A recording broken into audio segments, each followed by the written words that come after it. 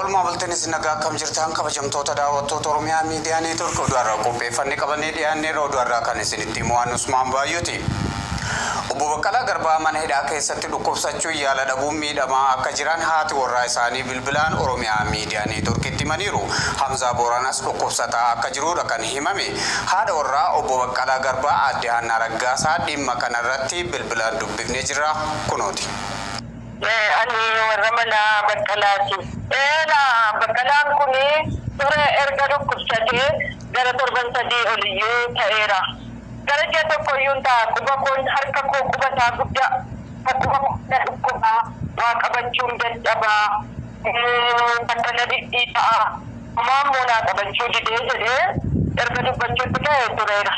Haa ta'uyyuu malee manni sirreessaa kuni gaaffii ati har'a gaafattu kana torban lama booda torban sadii booda hanga namni dadhabutti adeemanii kan isaan gaaffii namaa deebisan. Hanga namni dadhabee aniisaa dhabee hanga namni ciisee kunuulaa akka amma ju'aan ta'aa jiru kana hanga namni akka sana ta'uudha kan isaanitti nama eeganiif kana dura dhiiga isaanii keemistirii dhiigaa ilaalla jiranii fuudhanii hanga har'aa torban sadii darbee arfaffaa qaasa qabatee hanga har'aatti illee firii dhiiga sanaa hin deebineef.